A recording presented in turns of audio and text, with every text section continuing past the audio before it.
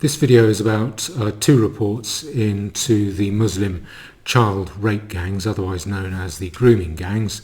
One report in Oldham and one in Rotherham. I think they're useful because I think these reports and the circumstances around them, despite themselves, offer a useful drill down into what's happening. So I want to talk about them and to try and draw some conclusions from them, and then to talk about how these gangs can be stopped, because I did a video about it once before and people are still saying, yeah, but what would you do? So I want to talk about what I would do, what if I were, or what government could do about it, how I think it will get solved, what I think you people can do if you want to in the meantime. So let me get into these reports. The first one is Oldham. Now let me do this so that I think you should be able to see it. Okay, that's the first one, the Oldham report there. And Oldham child sex abuse victims failed by police and council report says. If I just read the first bit, that's the police chief. We'll see a bit more about him at the moment. I know nothing about him, not impressed with him, but I don't have a lot of information. Children in Oldham were failed by the agencies meant to protect them from sexual abuse, the review has found. The independent inquiry was set up after allegations circulated on social media that Oldham Council was covering up what it knew about grooming gangs in the town. Investigators said there were structural flaws in Greater Manchester Police, GMP, and the council systems which were meant to safeguard children. They found no evidence of a cover-up. The major report examined the way child sexual exploitation was tackled between 2011 and 2014. So it was pretty limited in scope, this report, just 4 years, I guess, if that's inclusive, 11, 12, 13 and 14. Found procedures were not properly followed. Where have we seen that before? Procedures. Procedural, whenever you hear bureaucrats talking about procedural improvements, you know that means they don't care. Procedural improvements are a substitute for actual improvement that people value. It investigated the alleged grooming of children in council homes, shisha bars and by taxi drivers in Oldham, while concluding there was no evidence of widespread child sex abuse. There's no way an inquiry like this can go around gathering evidence from a decade ago in those settings or of a cover-up. The review does point out serious failings. Now we go down and down and down, and key findings. GMP and Oldham Council failed to protect some children from grooming and sexual exploitation. Significant opportunities to protect a girl identified as Sophie, who was abused aged just 12, were missed. Now, Sophie is a useful little window into what happens. No evidence found of a cover-up by the authorities. No widespread child sex abuse found in council homes, shisha bars, and by taxi drivers. Police failed to tell the council about the arrest of the Rochdale grooming gang leader, who was employed as a welfare rights officer. That was a really nasty character leading a Rochdale sex abuse gang, and he was, I think, he might have been the head welfare rights officer at Oldham Council. So just absolutely zero vetting going on. Casework by police and social care was very poor in 10 sample cases. Now this one is the Sky News report. Grooming gang ringleader was employed by Oldham Council as welfare officer, major report reveals. While criticising authorities over their failures, the independent review said there was no evidence of a cover-up. It looks pretty bad. That picture there, that's the Rochdale rape gang leader who was employed as a welfare rights officer at Oldham Council. You can read the rest of the report yourself. It's actually quite critical, and it does show that the reporting says this council and the police failed, had serious failings. Now this one is a slightly better report, and that's at this is Manchester Evening News. This is the chief. I think this is the chief executive of the leader of the council. I'm sorry for the hurt and ongoing trauma. There are no excuses. So, seeming to say these were inexcusable failures. Sexually exploited children in Oldham were failed by those who were meant to protect them. Damning report finds. Well, I think it is damning, but it's damning in spite of itself. A 12-year-old girl who was raped multiple times by different men was failed by Oldham authorities, and police missed opportunities to bring her abusers to justice. A damning report has concluded. Almost 3 years after being commissioned a review, so it's taken three years, this commission. I wonder how much it cost. Into allegations of historic child sexual exploitation has found that children in Oldham who were being exploited and let down by services which tried and failed to protect them. Among the damning findings, the review has uncovered that a Rochdale grooming gang leader, Shaber Ahmed, worked as a welfare officer in Oldham, unchecked for a year despite being accused of serious child sexual abuse. Girls being drugged and violently raped were said by social workers to be putting themselves at risk. Oldham Council gave taxi driver licences to men convicted of or accused of serious sexual offences involving women and children. Shisha bars were known to be a threat, but vulnerable children as young as 13 still visited them for years. So this is actually quite a surprisingly good report from the Manchester Evening News. Again, you can read that yourself. I don't go through it here. One case that loomed pretty large in this investigation and report was the case of someone called Sophie. And now I want to read about her in this report in the Daily Record. And let me scroll down. Now, I think the reason why Sophie's case got into this report at all was that she later seems to have settled down and had a supportive husband and fought to be included within this report. The attempt was to exclude her. She was dismissed. The council at one time dismissed her as litigious and said too much time had gone by, apparently. So this is, I think it is, in spite of the authorities that she got included in the report. So I suspect there will be many others like her who simply just didn't get that far, because if you were raped and pimped out and prostituted and enslaved a decade ago, you probably now just want to put it behind yourself. You're probably not going to want to go through the trauma of giving evidence, going to trial, etc., and all that involves. And but Sophie, whatever her name was, she stuck at it and she got included in the report. And I just want to read her story. The torment began initially when she began drinking with friends in the grounds of Oldham Parish Church, where she was indecently assaulted by an Asian man known only as Ali. I think this was in 2006. She went to Oldham Police Station to report the attack, but was then told to reattend with an adult when she was not drunk. Okay, this is a 12-year-old. Given her age and vulnerability, this is very concerning and set in train a series of events that led her to be seriously abused on multiple occasions by different men, the review states. But that was all in one evening, by the way. When she was in the police station, she was beckoned by two men who asked if she wanted to get into their car and chill. Sophie said at that time she was scared to go home, so she went with the men. This was directly outside the front door of the police station, which was covered with a CCTV camera. One of the men had gone into the police station to submit his driving licence to the desk. Now, that's important because what happens, I'll read more of this, but she goes on to be raped by a total of 8 men in that one evening, one after the other, picking her up in the street, taking her away and raping her. Now, one view that was put forward by, I think, the Conservative Woman blogger on the Mark Stein show on GB News was that the fact that so many men were involved meant there must have been some coordination between them, tipping each other off. I think this evidence here says no, that's not the case, because she's been raped by one man, she goes to the police station, she happens to bump into other Muslim men who happen to be at the police station because one of them has to submit his driving licence to the police. So I think this is just a coincidence. The reason why I think that's important is because what happened on that evening, I think it doesn't show that Muslim men are good at tipping one another off. What happened to Sophie, I think, shows that this is what Muslim men do. That rape-aged Muslim men, that was defined by a suppressed Birmingham police report a bit over a decade ago, I think 2011 or 2013, said that it's Asian males between 17 and 40. I would say it's somewhere between about 17 and 43, about 15% of the Muslim population, men between 17 and 43. That's rape-aged Muslim males. And this is what I think they do.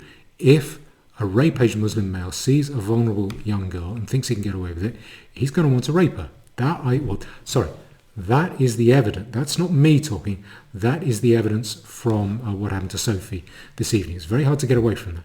So she gets sexually assaulted by one, goes to the police station. The police say come back later, and in full view of the CCTVs, there are other Muslim men who just happen to be there because one of them's taking his driving license to the desk, and she says come get in the car with us. So they then waited in the car for 10 minutes for a third man who was inside the police station. While in the car with the man, Sophie was raped. I don't know if this is saying she was raped. It was filmed. The rape was filmed by the CCTV. Sophie was raped and sexually assaulted by the unknown abusers. She was then driven to a petrol station, which she was later able to identify, where one of her assailants withdrew money from a cash machine. At around 10:30 p.m. that night, Sophie was dropped off near Werneth Park, where she asked a man, Sarwar Ali, so another Muslim male, for directions. He said he would help her and invited her into his house, but in fact, when she entered, instead of assisting her in her plight, Ali also raped her. So that's three people picking her up and raping her. After giving her money to pay her bus fare, Sophie was allowed to leave, disorientated and distressed. Near to this address, a man in a green car who had been driving past stopped and told her he would help her. In her heightened state of vulnerability, Sophie trusted the man named Shakil Chowdhury.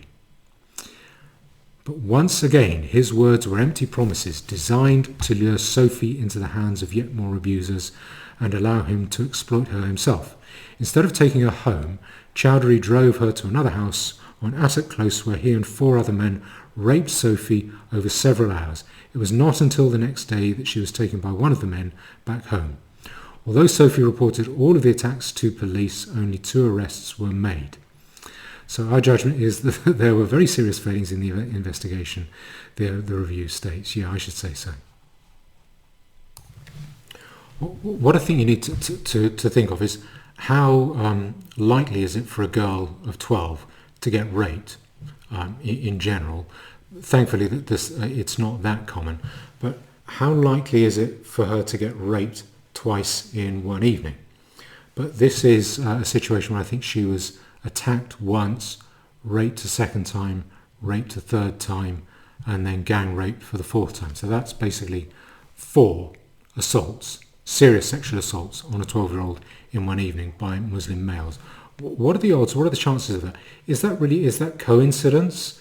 Is that doesn't appear, the first 2 attacks, those don't appear to have been coordinated. So that suggests that this is a massively, massively higher prospect when you're dealing with Muslim men.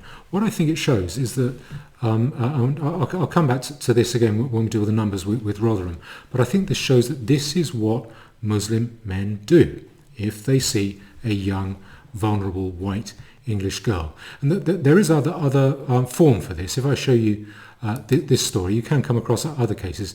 This is from 2017. A man charged after girl raped twice in one night in Birmingham. The first man, a man has been charged with the rape of a 14-year-old girl when a 14-year-old girl was attacked twice on the same night, so she's 14. Kuram Rahi, so again a Muslim man, 27, he raped her the first time.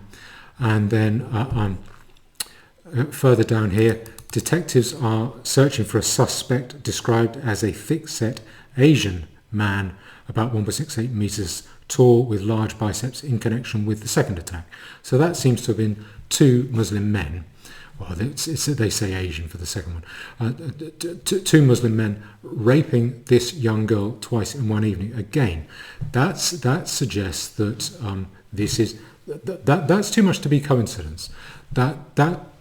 This is what happens when you're dealing with Muslim men at night and they see a young white English girl. What I want to do now is to look at the Oldham report that came out a few days ago, I think 3 days ago. The Rotherham one, I think that came out 2 days ago. So let me go to the Oldham report. Now, that's the terms of reference, that's the brief, that's what the report is doing. They're briefed, I think, by the Greater Manchester Combined Authority. And let me go down a bit, down bottom of the second page. Now, the brief is to review the practice of Oldham Council in partnership with its statutory safeguarding agencies in response to allegations of child sexual exploitation between 2011 and 2014, with particular reference, again, I think this is telling, with particular reference to the concerns expressed in social media and elsewhere that the statutory agencies were aware of this abuse. That looks suspiciously like PR, like damage limitation to me. Failed to respond appropriately to safeguard the children and subsequently covered up these findings. In addition, the review will consider specific cases that may fall outside the 2011-2014 timeframe, etc., etc. So it's basically looking at what happened between 2011 and 2014 to deal with rumours that the council were covering it up. So here's the report itself, the independent assurance review of the effectiveness of multi-agency responses to child sexual exploitation in Greater Manchester. Okay, well, that's a mouthful, isn't it? Let me just go down to the bit that I want to go to. The first warning sign that I noticed, the first thing that made me suspicious was what seemed to me to be kind of soft peddling about what had happened to that girl, Sophie. Remember the one who was raped by 8 different men with 4 different sexual assaults, involving 8 rapes in one evening? Well, this is how this report summarises it. I can't see any. There may be a better explanation of it. I think this is the facts that they set out.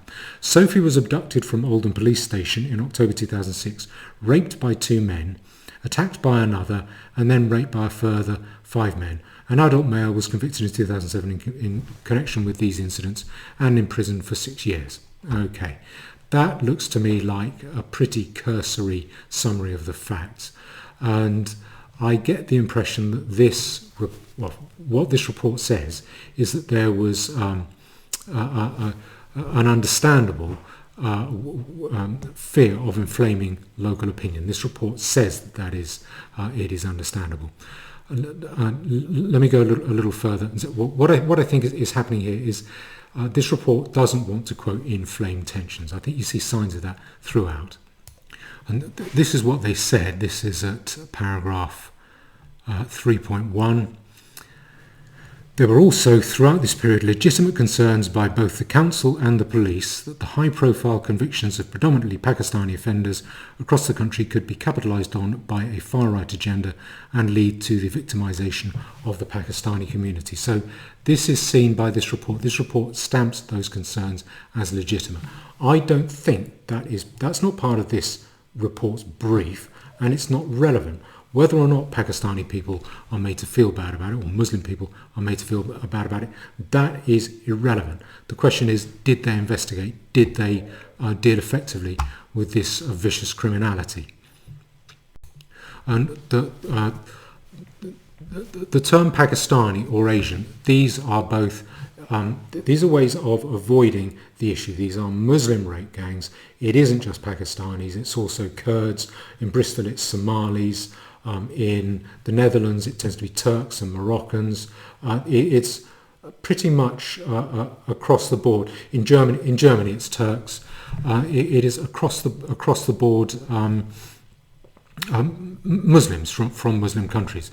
The reason to refer to Asians is to send people to sleep by using a euphemism that doesn't specify anyone. The reason to refer to Pakistanis is because if I were to go on about Pakistanis, my feet wouldn't touch the ground. That would be incitement to racial hatred because Pakistanis are a race. But if the authorities do it, what they're saying is, we can discuss this, but you can't. Therefore, we can set the terms, and we tell the story, you don't. We keep it out of your hands. Now, there are further telltales, I'd say more than telltales. I think there's further evidence that this inquiry was not very good as you go on throughout the report. Now, this is paragraph 318. What it talks about is on January the 17th, 2011, there was a meeting held on the community impact of publicity around sexual exploitation of young girls by Asian men. So the purpose of the meeting was to talk about the impact on the community. I think that means the Muslim community, of the publicity. So that's the purpose of the meeting. The meeting itself, interestingly, already you are getting Muslims saying, no, we're the victims. And no, Muslims are not the victims. It is these white working class English girls. They are the victims. And this was attended by officers from Greater Manchester Police. That is not the police's job. The police's job is to prevent crime, is to deter and put a stop to crime. And the council and by representatives of the faith communities. The meeting openly discussed the assertion that there was a view that the police and social services were suppressing this issue because of political correctness. The minutes clearly articulate, you see the way this is worded, it's there are a lot of intensifiers here. I think, well, I'll tell you what I think in a minute. The minutes clearly articulate the complexity of the issues the council and Greater Manchester Police were grappling with. No. It's not complex at all. It's really very simple. In principle, the principle is very simple. You have vicious criminality that the authorities are under a duty to stop at pretty much any cost. It doesn't matter who feels bad about it. It doesn't matter who feels stigmatized. Then, and what they say in the minutes, sexual exploitation is a real issue and we need to be addressing it. Well, that is mere verbiage. We need to be addressing it. Addressing it how? That says nothing. People feel strongly about this issue. How do they feel strongly? And there is the potential for it to escalate. There is the perception that there is a conspiracy of silence due to political correctness and that some areas are not dealing with the issue. The far right argue, there they get into the far right again, that it is religiously motivated and that there is a justification for this in the Quran. There's a lot of justification for it in the Quran and in the Hadith. For those whom your right hands possess, those are slaves taken in war, primarily sex slaves. The right hand refers to the hand of the sword, and those whom your right hands possess, that is referred to 14 times within the Quran itself, and there's much more within the Hadith. And the practice of taking captive girls as sex slaves is routine throughout Islamic history and throughout Islamic doctrine. So they stereotype Muslim men in general and portray it as a cultural issue. They allege that Muslim men have negative attitudes towards women. Oh, surely not. In general, and they perceive many white girls to be sluts. There is a need to continue to protect children and to bring perpetrators to justice and to continue to provide support to the messenger team. That's the team that's supposed to be liaising or helping girls who've been raped in this way. Further cases in Oldham might bring wider media interest and further exploitation of the issue by the BNP and the English Defence League. So that's the problem if further cases are brought forward. There is therefore a risk of further demonstrations and the risk of increased hate crimes. There is a need to consider the impact of this issue on Muslim communities. No, there isn't. There's a need to stop the criminality. It is probably necessary for Muslim people in general to feel stigmatized if there is to be any hope of getting a grip on this crime, which I think is way past time. That's not going to happen. We've lost all hope of that. As they are feeling, so there is a need to consider the impact of these issues on Muslim communities as they are feeling demonized. Okay, now that all of that is a meeting to consider the impact of the publicity on Muslim people, and all that paragraph really is saying, okay, you've got to track down the offenders, but the main thing is the effect it's having on Muslims. That's the effect of that paragraph. Nothing there is proposing any action, so far as I can see, that these people at that meeting are going to take. That is verbiage and complaining. And what does the report say in paragraph 3.18? The review team, that means the report, view this as clear and contemporaneous evidence. Again, those intensifiers, it's trying to make something that doesn't amount to anything into something substantial. Clear and contemporaneous evidence that the partners were determined to tackle child sexual exploitation. No, I don't think it says that at all. I think it says the main issue is what that says is that the main issue is the feelings of Muslims feeling demonized, and that is where there is a need. While recognizing that there was also an opportunity for far-right racist elements to capitalize politically on it. Yeah, so again, all those, it doesn't matter. It doesn't matter if someone, it's not their business if a political group capitalize on it. Their business is to put a stop to it. This tendency to take words, protestations, rhetoric at face value, I think this permeates this report, and that's a worrying sign in an inquiry. An inquiry is supposed to inquire. I get the impression from reading this that this is a peculiarly uninquiring inquiry, and one that and it's an investigation that seems to want to exonerate. That's the impression I get from the way they accept verbiage as evidence of determination. Now, I think this is relevant because the report criticises the police, and I think the council as well, possibly, for taking words, taking assurances at face value. And yet I think that's what this inquiry is doing here. In paragraph 1.14, you see this is Leader A. Leader A is a gentleman who he was the leader of the council at that time.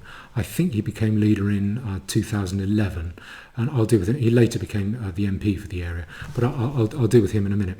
But what he comes out with this, and this is how what I want to do with it is how this report responds to words from his. Now he says here, our own experience is that when we see this kind of crime brought in front of the court, very shortly afterwards, far-right groups will jump on it to try and tar the whole community. That, however, isn't an excuse not to do something. Well, why is he mentioning it then? If it's irrelevant, don't mention it. It's actually even more of a reason to ensure that we act. This sounds like politicians talk to me. If we don't tackle wrongdoing, we give more oxygen to those who seek to gain politically by accusing those in authority of cover-ups and failures. You can't beat that worldview with more cover-ups. You beat it with honesty and by acting responsibly. The review team believe this contemporaneous record clearly refutes the suggestion that Leader A had any intention to protect those perpetrators from the Pakistani community who were exploiting children in Oldham. Quite the contrary. This demonstrates his determination to address the issue publicly and head on. Again, this is strong language from this report, and this is simply about verbiage, a verbal protestation. That protestation on its own is not enough. You have to say what actions were taken. Is that just a politician coming out with high-flown or resounding rhetoric? So the language that the reports use and its willingness to take at face value such protestations, I think that suggests that this is an inquiry that isn't really that keen to inquire. And because, again, you see again now paragraph 1.13, there is no doubt that there were throughout this period legitimate concerns on the part of both the council and the police that the high-profile convictions of predominantly Pakistani offenders across the country could be capitalised on by the far right, by a far-right agenda and lead to the victimisation of the Pakistani community. That surprisingly, that's happened very, very little. Certainly when you compare it to the number of rapes that has gone on, the number of child rapes that has gone on. Social cohesion and far-right activity have been a consistent focus of the public authorities in Oldham since the 2001 riots. That is not relevant. That is not what you have been briefed to report on. You've been briefed to report on whether the authorities did a good job. And this saying whether their concerns about the far-right were legitimate, that's not a part of your job. Why are you doing that? Okay, so I think with that statement there, where this inquiry is saying that Leader A has shown determination to address the issue, etc., and he had no intention to protect those perpetrators, etc., etc. That was leader A. What has happened to him? Well, leader A, again, I don't know why this report doesn't name people. It says leader A, and that leader A became, he was the man who was leader of the council from a certain date. So you can find him. It just takes more work. You have to research around and find out. Leader A was this fellow, Jim McMahon. Now, I've no intention of slagging this bloke off because I don't really know very much about him. What I want to talk about is what happens to people who are associated with failings at local authorities, failings that concern the Muslim rape gangs raping hundreds of young English girls. What happens to people who are somehow involved with that failure? Because I think that there are two things here. On the one hand, let me get rid of this for a second. On the one hand, what you have is the question of whether anyone should be punished or, quotes, held to account. What should this policeman, should that child care worker be fired? Should they be denied their pension? Should they get prosecuted? Should they get strung out? And on the other hand, so that's the one thing. The other thing that I think you want to look at is what happens to people at the top of the tree. What happens to their careers? Are their careers interrupted or inhibited in any way? And I think the evidence shows that far from it. This appears to be a benefit to your career. If you are at some senior level in local government and you're around when this failure, the Muslim rape gangs raping young English girls, and if you're involved somehow, even tangentially, with that favour, your career will take a boost. You will do well.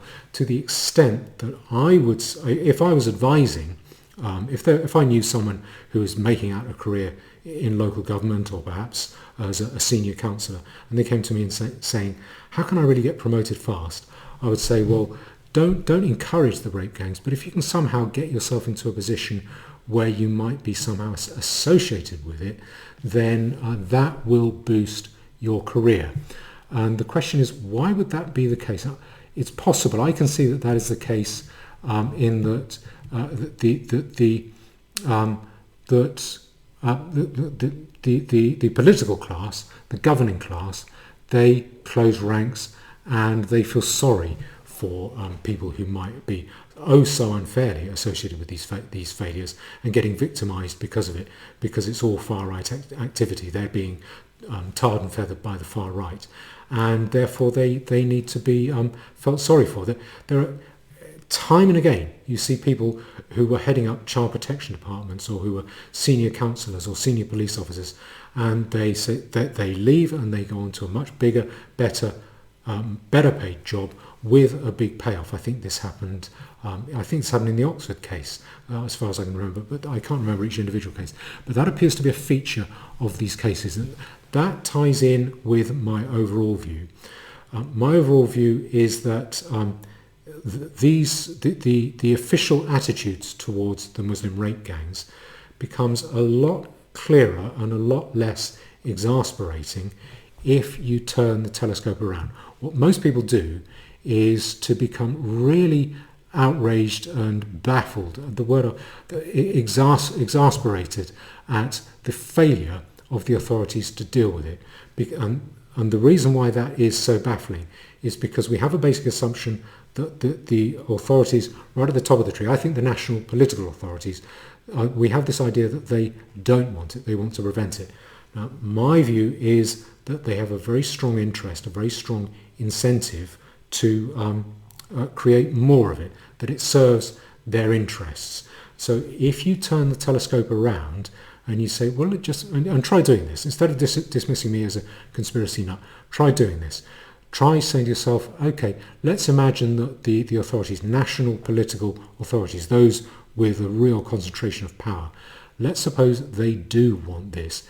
What you'll find is it comes into really clear focus and makes sense.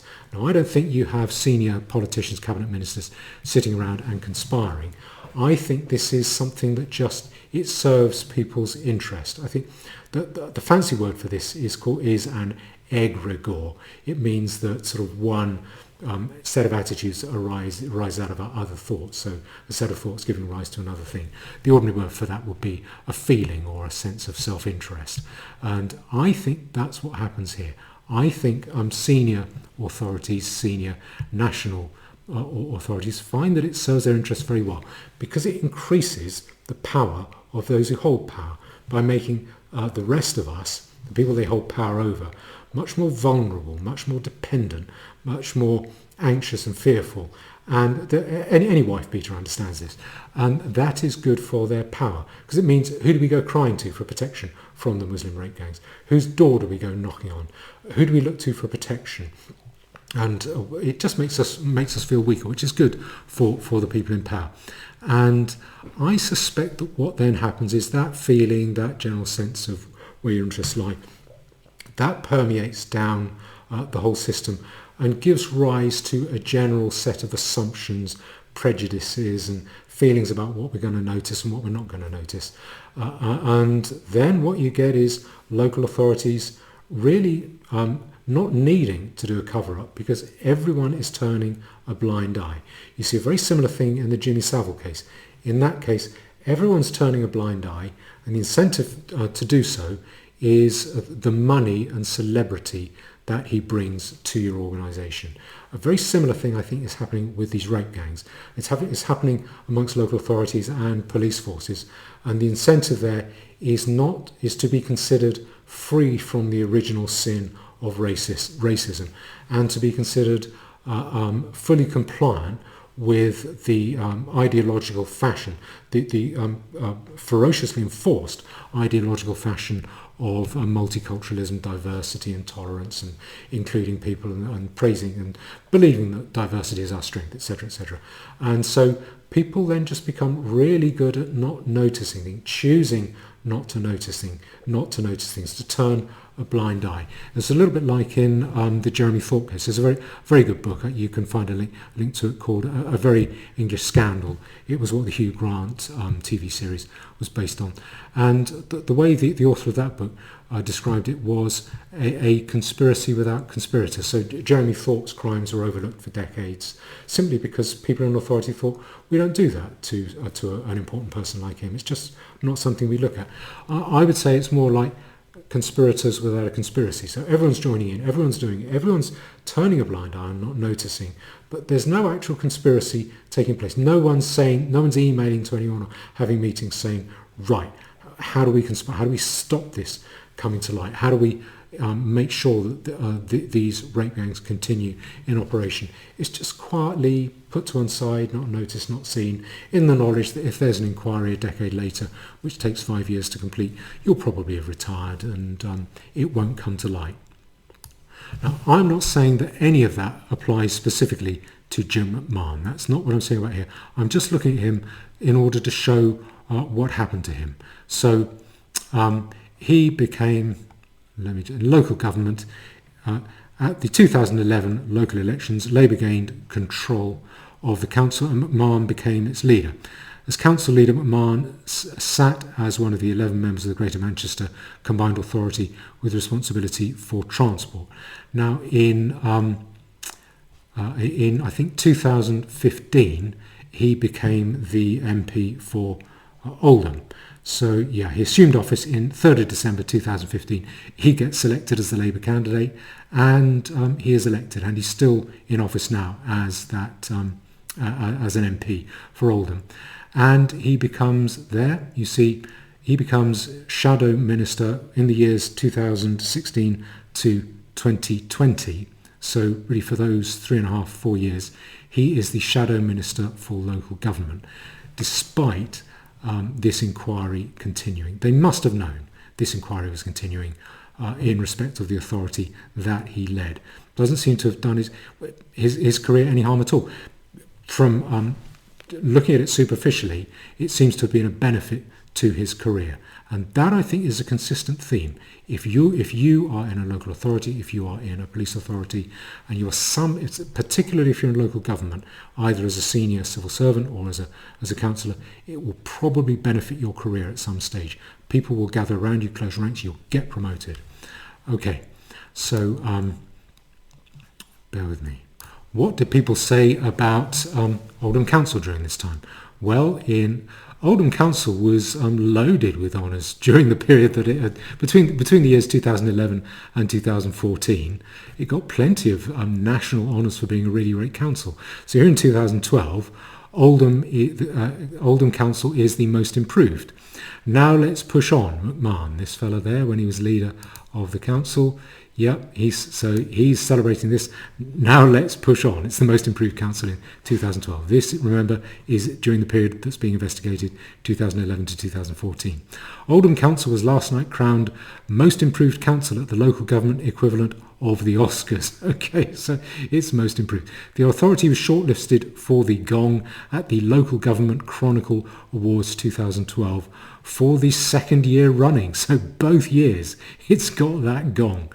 It just missed out on a second honour after being pipped to the title of Children's Services Award by Cornwall Council. So that seems to suggest, I haven't seen the league, but it seems to suggest for 2 years they came first as Most Improved Council, and in 2012 they came second for the Children's Services Award.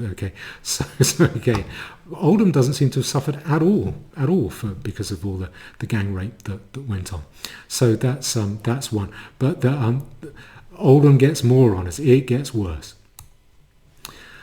In 2013, Jean Stretton, she's a Labour councillor in Oldham, she was named Community Champion of the Year. This is, again, during this period where these gang rapes were going on. Is that really appropriate that an Oldham councillor is Community Champion of the Year?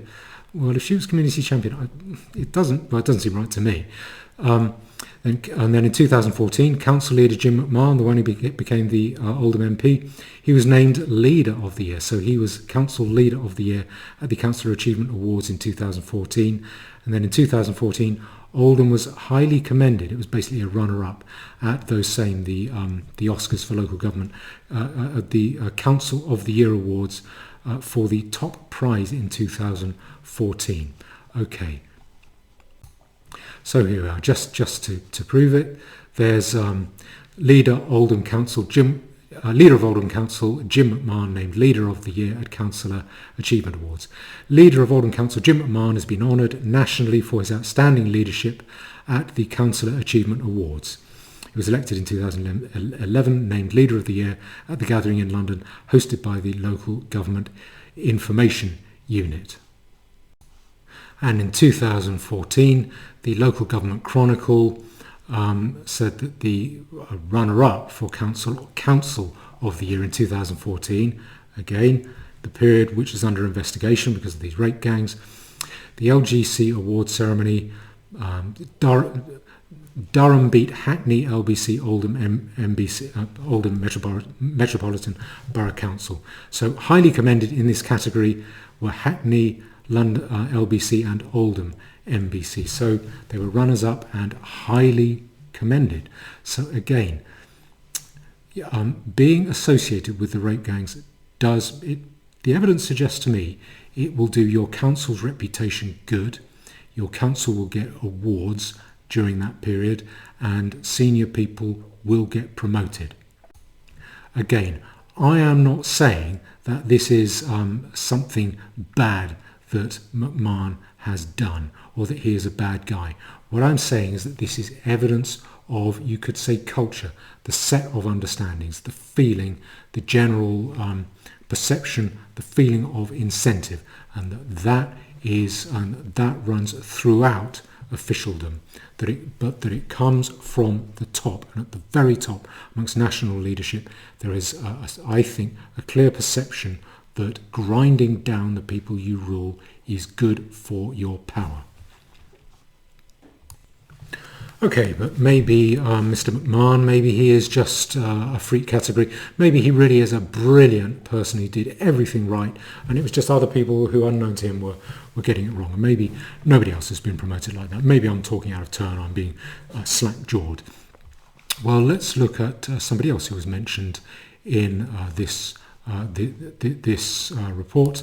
This is a man called. Hold on, let me just do this. This is someone who is called Chief Executive A.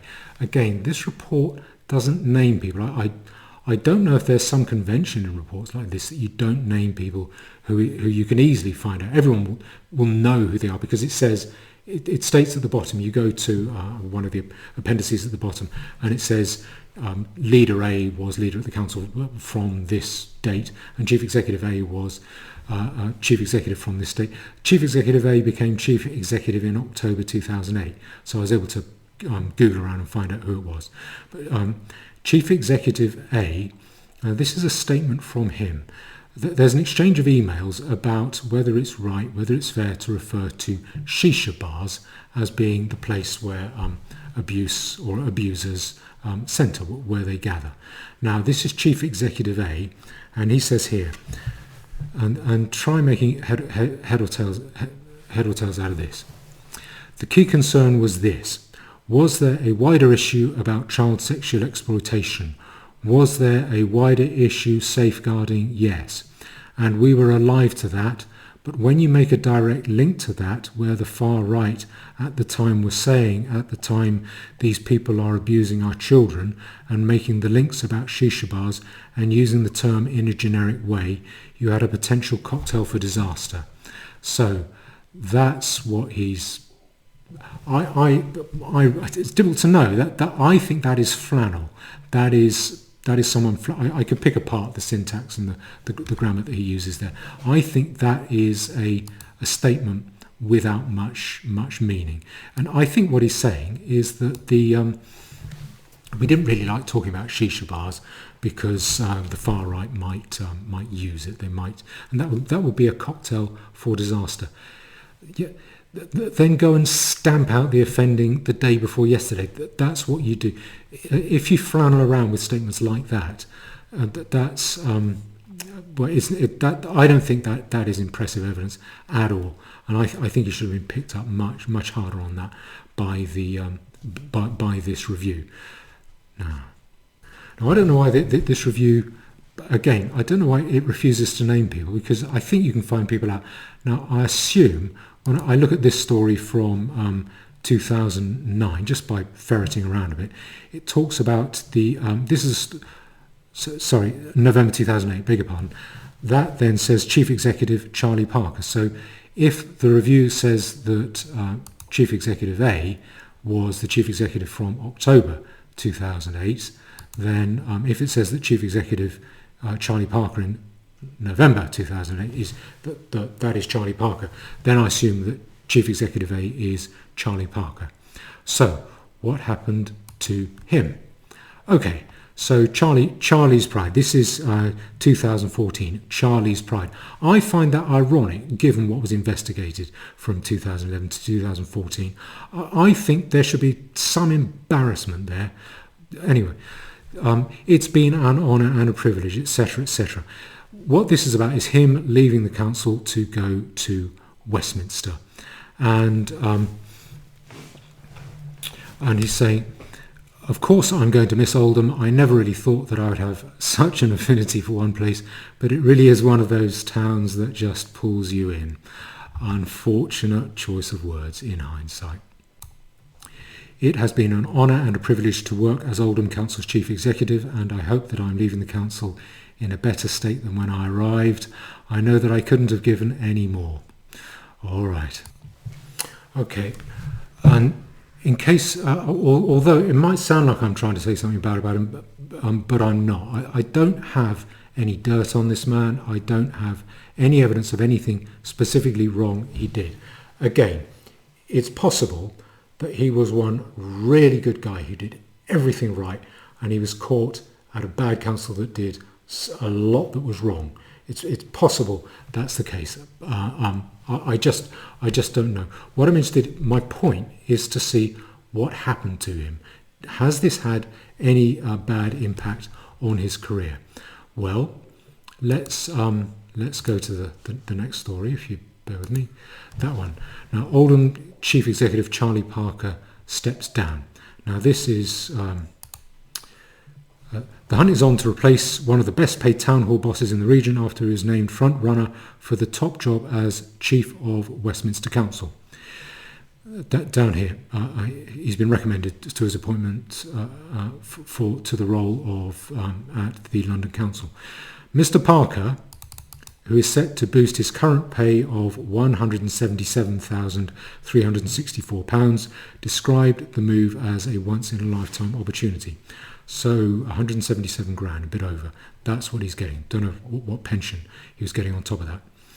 And then then he's going to, Mr. Parker, dad of two, is approved. If he's approved, he will replace current boss Mike Moore, who is stepping down as chief executive of Westminster at the end of the year. Mr. Moore was slammed over his 200,000 pay at as the City of Westminster made millions in cuts, including its entire arts budget. So this fellow who's chief executive at Oldham, he was getting 177 grand. He's going to replace someone who's getting 200 grand. By the way, when he left, he got a very warm commendation from Leader A. So Leader A, who was referred to in that report, this is him talking about Chief Executive A, this fellow Charlie Parker. This is a blog post on the Leader's McMahon's blog. Charlie's high standards, great work ethic and attention to detail have meant that Oldham Council has changed and will continue to change for the better. The recent peer review praised the relationship between leadership, members and officers now and gave credit to what has been a remarkable transformation. So it's a remarkable transformation. Remember, this is during the years that are now subject to this review, this report. So what happened to Charlie Parker next? Well, he goes off to Westminster. Now here's just through tooling around, I found this about, hold on, bear with me. This about the Sun, council bosses pay bill. Fat cats get fatter, council chiefs pay hiked by thousands as ordinary Brits see taxes soar. I'm not sure what the date of this is. That was 2018, so that's 4 years ago. And let's go down a bit. And there, Westminster. Charlie Parker received $32,541 in deferred pay in 2016-17 and $35,820 in 2015-16. His salary, fees and allowances went up by $23,000, just over $23,000 to $226,500. So he seems to have done well, and there's a spokesman saying committed to delivering. The council is committed to delivering value for money. So he goes from 177,000 to 226,000, and then what happens next is he then goes to Jersey, and he becomes chief executive of the government of Jersey, and there he is there. And this is a case from 2021. Former Jersey chief executive received $500,000 payout. And there's that same gentleman. Former chief executive of the government of Jersey received a £500,000 payout after resigning from the role over a second job. Charlie Parker quit following concerns over his work at a UK property company. He joined the civil service, meaning I think this means the Jersey government, in 2018, and the severance amounts to around twice his annual salary. So in this paragraph here, in 2020, Mr. Parker was paid an annual salary of £250,000 and received £665,000 in pension payments and other benefits, the government's annual accounts show. So that's a bit over 300 grand. And what seems to have happened is he thought, well, I'd like to make a bit more money. Maybe it wasn't enough for him. So he then goes and works for a UK property company. This is... I'm uncomfortable when local government officials work for property companies. I work in my day job is planning permissions, so I find it very it leaves a bad taste with me. And so he works for a UK company. It sounds like is that the Jersey government then said, we don't like you having a second job. And he said, well, I'll go if you give me £500,000. And they did. That I think that's a very brief summary of it. That's the way it sounds to me. So I could be wrong if I am misrepresenting what he said or what happened to him. I apologise to him. But that's just from judging from what the BBC report said about him. My point here is not that he is a bad guy. My point is judge for yourselves how people who are involved in local authorities' failings with regard to the rape gangs, how they fare subsequently. Does it harm their career? He seems to have become probably, I'm guessing, the top paid local authority, certainly one of the top paid in the country. So no, I don't think he would have been the top paid. I think there was someone getting 800 grand a year, I think. But certainly a very, very highly paid man. And he's gone from strength to strength after the years that are under review, and after that review was commissioned. So it hasn't done his career any harm. So again, if you are a psychopath and you are starting out a career in local government, probably one of the best things you can do for your own self-interest is just to position yourself somehow at the edges, preferably at a high level above, so you can claim you weren't directly involved with the failings as regards these rape gangs, because I think you'll find that the rest of your class, that they will close ranks behind you if and when allegations and accusations come. And there probably are going to be more allegations and accusations and more reports like this, what I think is this inadequate report into Oldham. The reason I think there will be more reports is because I don't think these reports are going to have any effect. I think there's going to be more and more of these rape gangs coming to light, and nothing more done to stamp them out. And so the way to deal with it is to have a report, because if you have one of these reports, particularly you saw how uninquiring the inquiry into Oldham was, and you can see it's almost the report comes out almost a decade, more than a decade after the period began that it's supposed to investigate, and just a bit under a decade. So it's about a decade after the period in question. Evidence will have gone cold. Girls who've been raped by 10 men a night in the Muslim rape gangs, they will want to move on. They probably don't have a memory. They won't have kept evidence. If anything, they'll want to put it beside them. They might have gone on to lead disastrous lives, or to commit suicide, or just to lose all memory, to get addicted to drugs or alcohol. And so that evidence will fade. It will go cold. And then you get an inquiry which, what can it rely on? Well, things that people said on the record. Things that people said on the record are quite often just nice bits of political rhetoric. So it's a very good way to skate over what happened, by having an inquiry and then being able to say, we had a very long inquiry and we didn't find anything. Now, the police also got they came in for a little bit of criticism. I don't have time. This video is long enough as it is, but I want you to look. I just want to show you. This is the current chief police officer. He's now apologising. What you get is officials stand up and and senior police officers, they stand up and apologise for what someone else did. I detest it when people apologise for what someone else did. I'm not apologising for something you did wrong. It's the easiest, most self-righteous, self-aggrandizing thing, and it's a horrible habit these days. And I think it accompanies basically the lack of accountability that permeates big government. And so I want to show you this, and you can make your own judgment. This is the current chief police officer getting questioned. The question that's being put to him is that girl who was raped 8 times in one night, and she had to fight to get included in that report. What has he got to say about that? And you look at his response and you look at his demeanour. Judge for yourselves, how confident are you now that these rape gangs are going to get stamped on? Serious failings in Sophie's case, and then we hear that she was silenced from this review to cover up failings, serious failings. What does that say about your culture now? Any attempt in our culture to put our reputation before the well-being and welfare of vulnerable people It's just wrong. And it is that we are determined to correct. Okay, so he didn't answer that question, did he? Okay, that's Oldham. Now on to Rotherham. Here's the BBC News case, Rotherham abuse scandal, how we got here. Police officers in Rotherham were not equipped to deal with the widespread child sex abuse that plagued the town for more than 15 years, according to a new report. The long-awaited findings from the police watchdog are the latest of a series of inquiries into a scandal that has cast a shadow over South Yorkshire.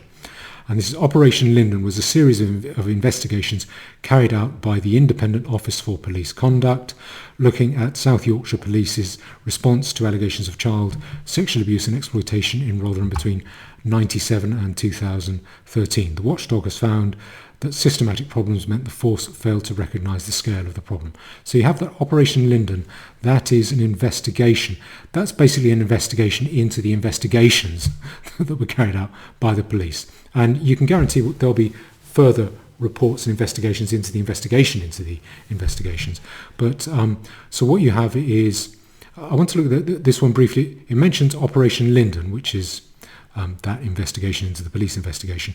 Then you have Operation Stovewood. That's a separate investigation following the publication of the J report.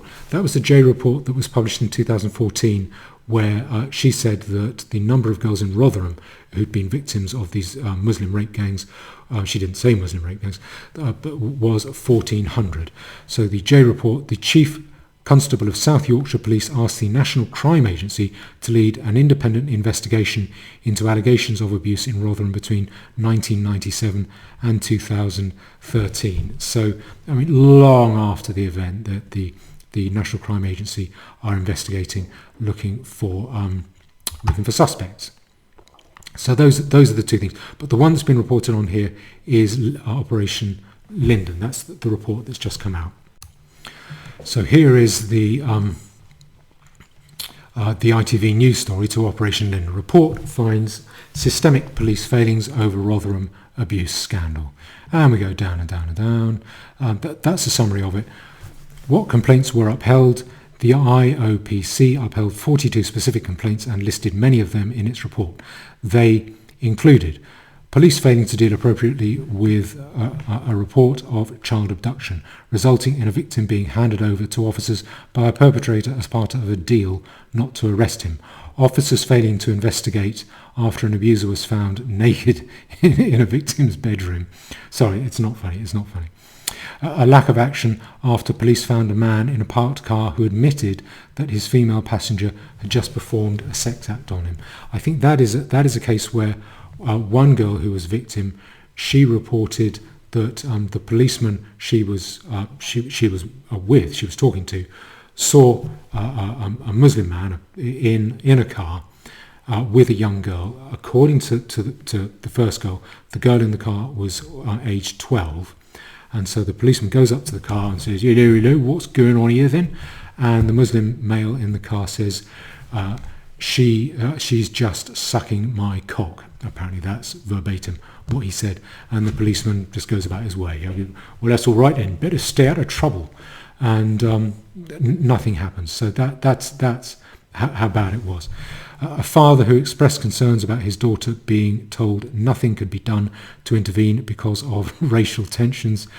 Police failing to intervene after a girl was trafficked to Bristol by two men.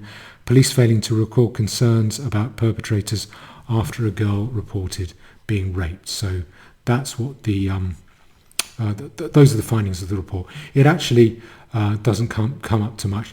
I think the phrase "nothing burger" probably applies. Nothing has come out of this report, and certainly nothing more than the Oldham report. I don't think anything will come out of these reports.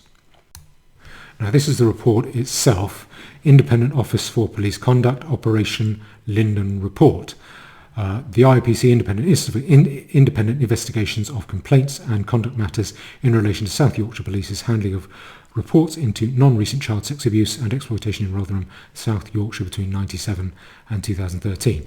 So it reports, well, I mean, we're looking at 25 years after the initial events in question. And I don't go through this report in depth. It's 154 pages long. I'm already going on at too much length. Let me just go. The overview is given here, and I think this report is basically saying, look how much work we've done. Look how thorough we've been. I don't know if you've ever had a job where you've had to. There's nothing. You're not going to accomplish anything, so you just go on about how hard you've worked. Like at school when you're writing a rubbish essay, just make it as long as possible. That's the feeling I get from this. An overview of our investigations for Operation Linden. A total of 93 investigations, April 22, of which 92 are concluded. 91 investigations involving 265 separate allegations made by 51 individual complaints. That resulted in 2 written warnings, 7 no further action, and 3 management actions and or words of advice. So 43 of the complaint allegations were decided on were upheld, and we did not uphold 121. So I mean, there was one managed investigation referred by the South Yorkshire Police. I think that's one gentleman, and it was eventually found that he'd done everything that was appropriate. Now, again, this is what happens with investigations like this. Because of the problem, I don't think the problem is procedures and processes. I think the problem is that everyone is determined to be on board with the multicultural diversity agenda, which is ferociously enforced, and everyone knows you can only get fired for getting involved in it. You just have to stay out of it. Turn a blind eye, don't notice. And that culture, I think that permeates everything throughout government and local government. And so it's very easy, again, as we saw with the Jimmy Savile case, it's very easy for people to say, I didn't know anything. I didn't, to look straight in the camera. No one told me. How could I possibly have known? I saw nothing. And even though in Jimmy Savile's case, you had... even I think in the 60s and 70s, housewives would run to gather their children inside the house when Jimmy Savile's Rolls Royce was seen driving up the road. And I think one Broadmoor nurse said she became obsessed with trying to warn the authorities at the hospital about him. But you just get this wall of oblivion, people just refusing to see, refusing to notice. And that is not something you can inquire into, because if you get the right person, and they say, well, I'm sorry, nobody said it to me, no one notified me, maybe I should have noticed. There's nothing you can pin on them. And so what you get is nothing happening, and people go on from one height to another in their careers. And I think this little summary, this little overview of the Rotherham investigation, I think that's a good example of that. No one's held to account. I'm not sure who would be helped if someone were strung out on the yardarm anyway. What is necessary is not to nail someone. What is necessary is just to get rid of any of this multicultural sensitivity. If Muslim people feel, stigmatized, if they feel looked down on, if they feel like they're held in contempt as a community, that is a price you have to pay. I actually think that is necessary.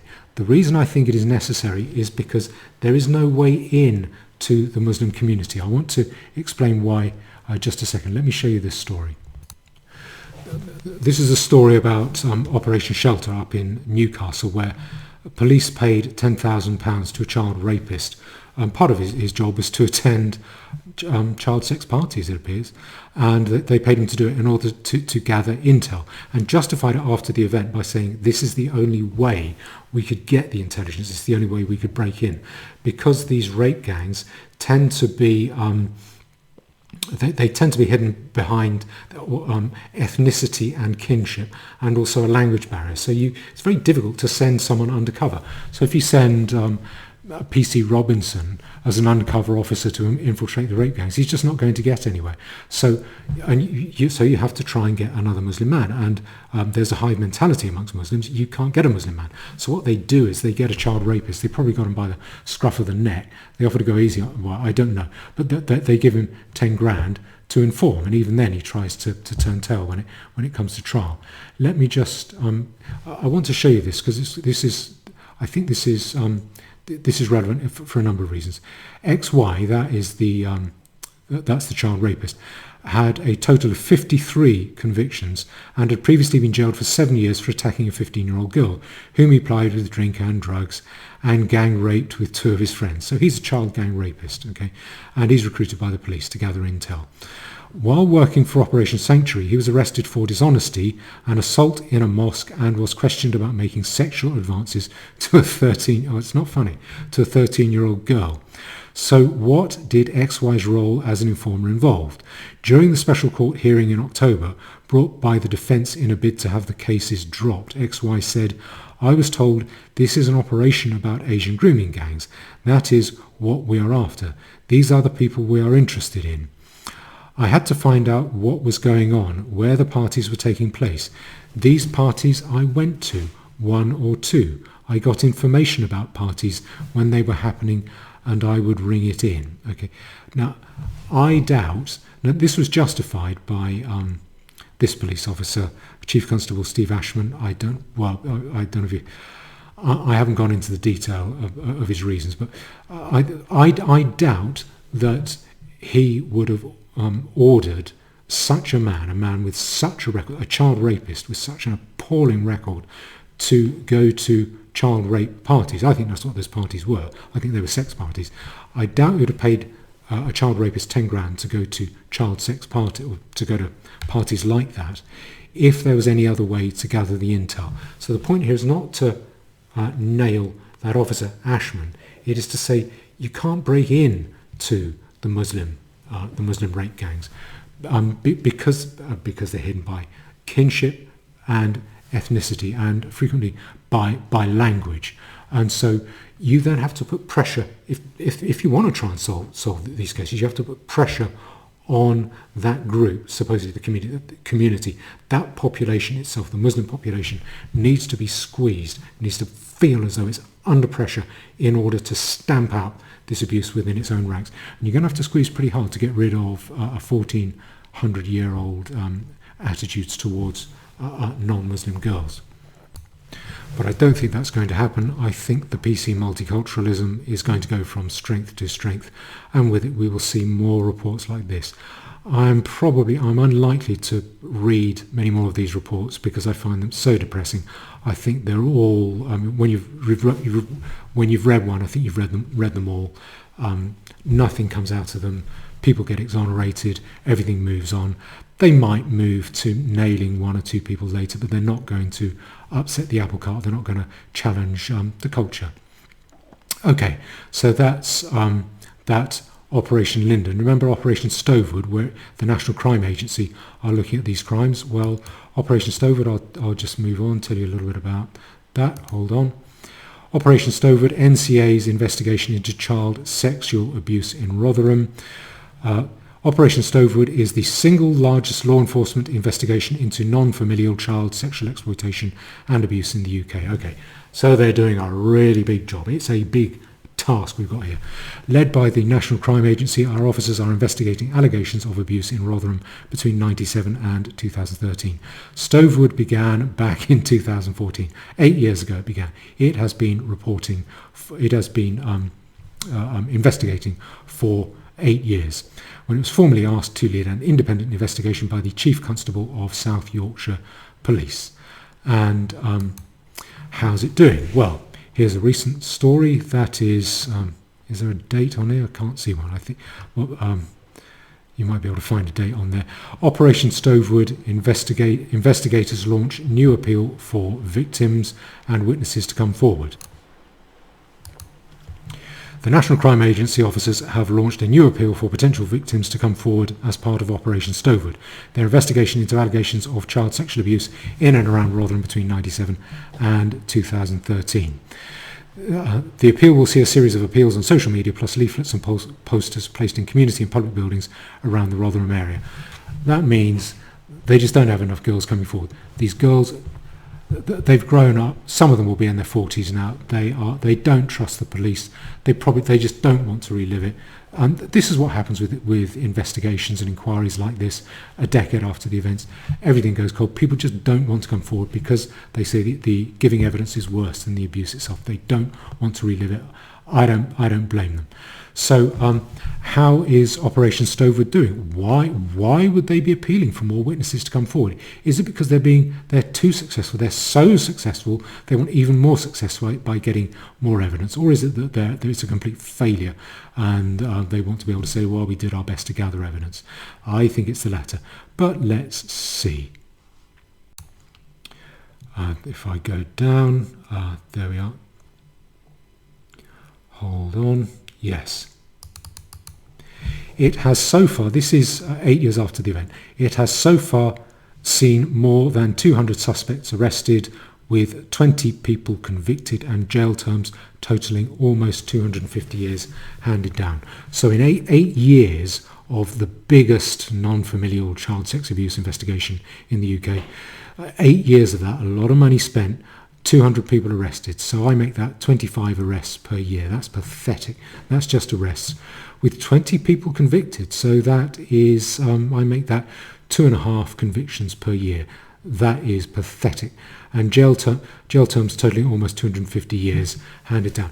That shows, if that means the average jail term that's handed down for each offence is 12, or sorry, for each person convicted is 12.5 years. You have to try really hard to get 12.5 years in this country. That means what that says is the offences are very, very serious and they're not catching anyone. Operation Stovewood is a failure. It's been going for 8 years, can't get anyone. It's now appealing for more witnesses. I don't know where it goes after that. My guess is it will report over the next 2 or 3 years, and it will be like the Linton report, so the Linden report, or the other Rotherham report, or the Oldham report, but that it will be even worse. That's my guess. The reason I think it will be even worse is I think future reports will carry on probably deteriorating in quality from what is, I think, certainly from reading the Oldham report, not a very high standard. And the reason I think reports will continue along that line is because I don't think this culture of a multicultural sensitivity is going to change. I think that will be the number one priority. And there's further evidence of this in the way that the BBC has greeted this recent inquiry in Rotherham.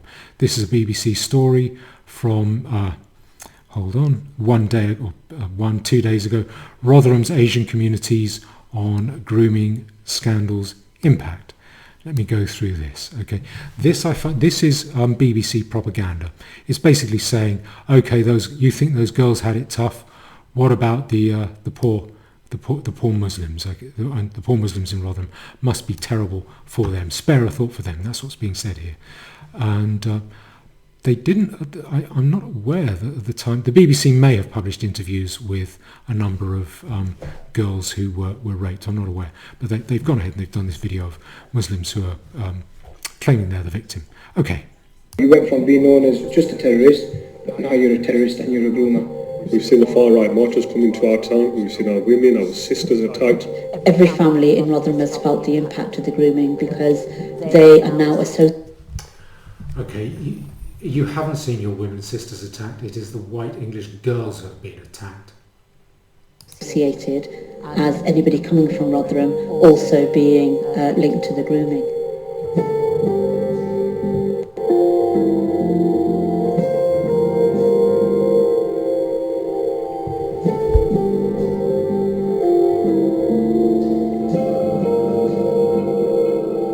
It's changed the way that we've been treated since. I worked as a taxi driver for 8 years. I've never had any problems. We were looked at differently. Whenever there was a terrorist attack, we were looked at differently. And when the jail report came out, we were looked at completely differently. This is just such a strange video. I would encourage you to watch it because it's just so sort of weird and slightly disturbing that they think this is effective propaganda. Like that man there, he's talking about a horrible subject of all these hundreds of girls raped and pimped out in his town, and what a terrible effect it is, and how bad it is for Rotherham's Asian communities. The impact on Rotherham's Asian community is so bad, and yet he's laughing about it. Why is he laughing there? This is just such strange, rubbish propaganda. It's sort of disturbing and off-putting. After that, For the young generation, and when the J report came out, we looked at it completely differently after that. for the young generation, they have to grow up in that kind of environment. Again, I find this very strange what he's saying. Where they belittle, it affects their self-esteem, it affects them at school, wherever they go, they are judged by others on what they read in the papers. The only people factually who knew what was going on was social services and the police, and they did not. So the only people who knew about it were social services and the police. No Muslim knew what was going on. Now, you tell me, is that an acceptance of any responsibility? Where is the acceptance of responsibility? I never hear this when I hear Muslim people talking about it. I hear a lot of lip service, like in the Oldham report. Oh yes, we have to deal with this, it needs to be addressed. But I don't hear anything about responsibility. Nothing, whereas we've been the recipient of all the abuse. Because of the targeting of the Rotherham community, most families do fear that if they talk about grooming, it's... Now she's talking about the targeting of the Rotherham community. I think she means the Rotherham Muslim community. The community who were targeted was the community of young working class English girls between the ages of about 12 and 14 in general. Like Sophie, raped 8 times in one night. That is being targeted. And yet I think she is saying the targeting of the Rotherham community is the targeting of the Muslim community. And she's saying, therefore, we are deterred from talking about it. Also, I want to back up here a little bit. What I find strange about this, if I go to there, this charity in the town supports victims of child sexual exploitation. It appears to be a Muslim-run charity, and if you look there, I think that's a picture of what they say is the victim of child sexual exploitation. That looks like a girl in a hijab. It looks like a girl in a headscarf. It just looks very strange. Are they saying that young white English girls who've been abused and raped and sexually destroyed, in some cases, well, many cases, by Muslim men, that they're then going to walk into some Muslim community centre, some Muslim charity, and for their help? I think this is bad BBC propaganda. This suggests to me that the BBC actually can't find anything better to say than this. Targeting of the Rotherham community. Most families do fear that if they talk about grooming, if they talk about sexual abuse, sexual exploitation, that it will bring the attention back to them and to Rotherham. When everything kicked off, Okay, I think the rest of the video is irrelevant. It just features this pretty young Muslim girl. She runs exercise classes or teaches exercise classes in the gym, and what I find so strange about this whole video is the way it's there's nothing there about how this gets stamped out. For instance, a pretty Muslim woman in her 20s doing exercise classes, that is something after the event. That looks like PR to me. It might not be, but it doesn't really seem to me to have anything to do with stamping it out before it happens. It's a way of showing, look, we do care, really. Well, that's the BBC's motivation, I think, but it's done peculiarly badly. I think this means that this problem is not going to be got a grip on by anyone. It is going to continue. It is going to get worse. We will see more reports like the ones we've seen. Okay, so the question is, what do we do about it? And I think there are 3 things three different options, and I think two of them won't happen. I think one of them will. I'll go through the three of them now. The first one is, what could the government, the authorities, do about it now? I think the only thing they can do about it is they have to break in to the Muslim population in order to get the data, the intel. I don't think government are going to do this. I think at national level there is a very strong incentive for these rape gangs to continue. I think to a national politician, that class, the sort of the political class right at the top, I think there is everything to gain by this continuing. I think these rape gangs are part of the payload of multiculturalism. There are no benefits to multiculturalism. Diversity is not your strength. It is all the evidence says that it is creates very serious weaknesses. It does nothing but harm, pretty much. There's no really identifiable benefit that you can find from it, and that is the whole point. And when you see it in that context, you see the rape gangs as being part of the payload, the payoff, the benefit of multiculturalism, because it weakens us, it makes us more dependent, more ground down. And people with power like that because it makes them more powerful in relation to you. So I don't think government are going to do it. If they were serious, then what I would say to them is, you give me 3 weeks and I will put a dead halt to these rape gangs without bloodshed and by the law. You are never going to get a better offer than that. And one day you will wish that you had taken that up. And what would I do? Well, I think the first thing I would do is I would get this classified, these rape gangs classified as a national security threat, in that they threaten the stability of the state because of the public anger and mistrust in the authorities that they create. We are hardwired to react violently when foreigners come and rape young girls within our own society. That's just a Darwinistic imperative. I don't think you can get rid of that. If you allow that to play out, you are going to endanger the stability of the state. These rape gangs have to be stamped out using pretty much any means necessary as soon as possible. The day before yesterday. What I would do is I would invoke emergency powers, and then I would use emergency measures. I think it would be necessary. You would need to find known suspects, which I'm sure child protection agencies and police officers know. They know full well. They might not say it. They know full well who they believe is involved.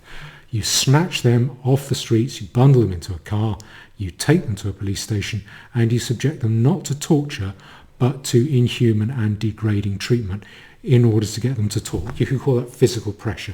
So you make them stand in uncomfortable positions, you don't let them go to the toilet, you don't let them sleep, you feed them a scrap of bread and water now and again.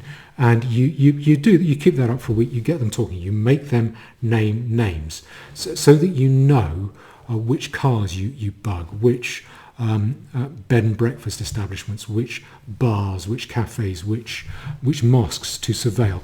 You go to the mosque and you say, we're going to surveil and record every inch of space within your mosque. If you tamper with any of the surveillance equipment, your mosque will be closed down instantly. So you make sure you gather that intel. This is sort of how similar to the way that the American authorities broke the back of the mob. They did it by getting people to go undercover and by turning people who were under former mafiosi who were under death threats, getting them to give evidence, and that enabled them then that was a way in to find out which homes, which cars to bug. And so you do something similar, but you have no way, and you can't send people undercover into Muslim rape gangs because they're basically impenetrable to white English people. And so you need to gather that intel another way. And you do it simply by squeezing people that you think are suspects. And you'd probably have to squeeze about 10 of them at any one time and cross-refer their information to make sure that it's accurate. A little bit like the way the work of typists is checked. So you get 2 or 3 typists to type out the same thing, and then where they differ, that's where the errors are. And then you get a pretty good idea of who to bug and you get a much more accurate picture, and then you gather the evidence.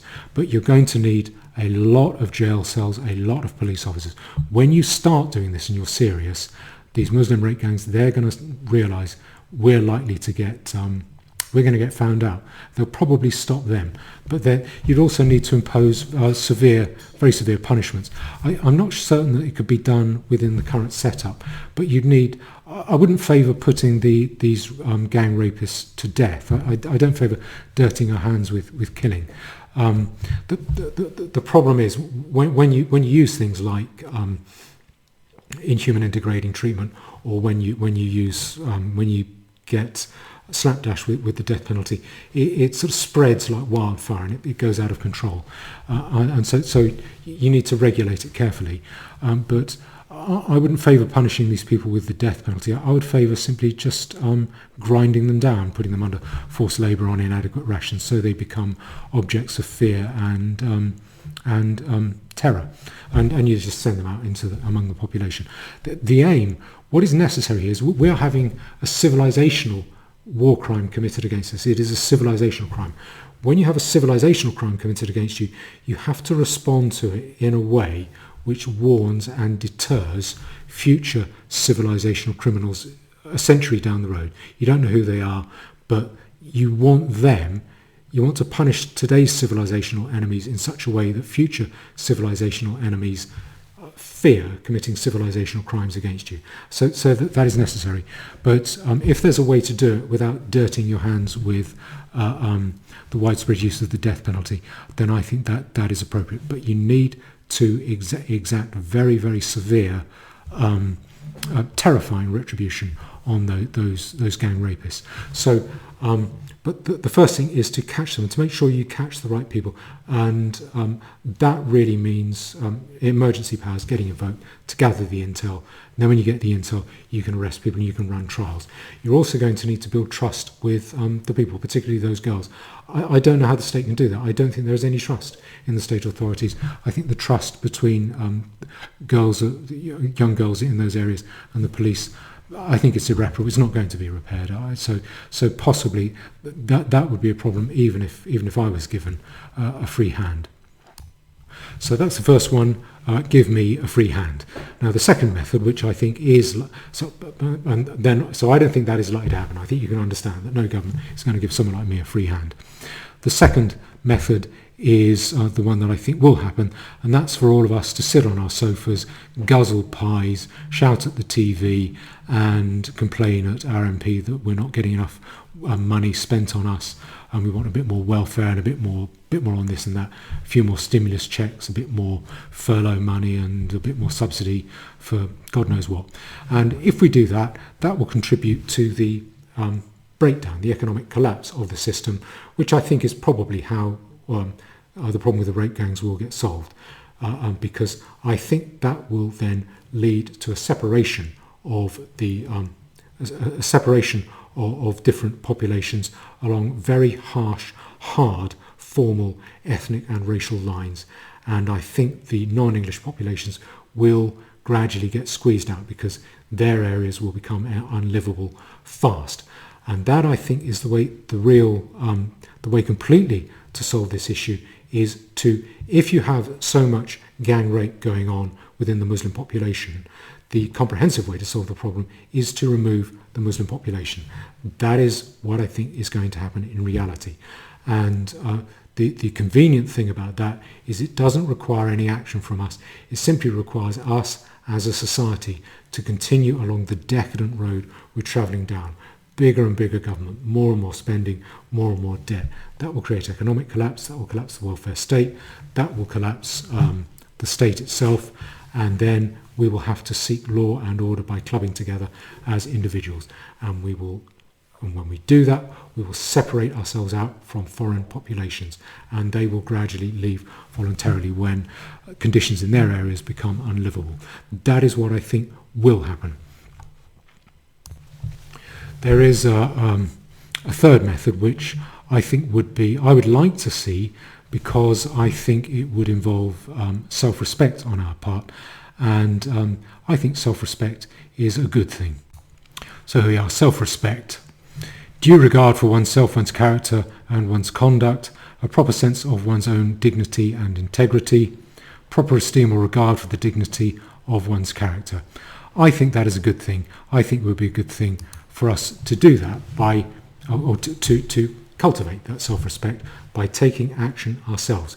Even if it is not that successful, as most resistance movements tend not to be successful, it creates a group of people who are untainted by, and have shown themselves, at cost to themselves, to be untainted by the decadence of the past. A bit like the French resistance didn't accomplish very much, but created a class of people who could then form government, because at great cost to themselves they had done their bit and kept their hands clean. They had not collaborated.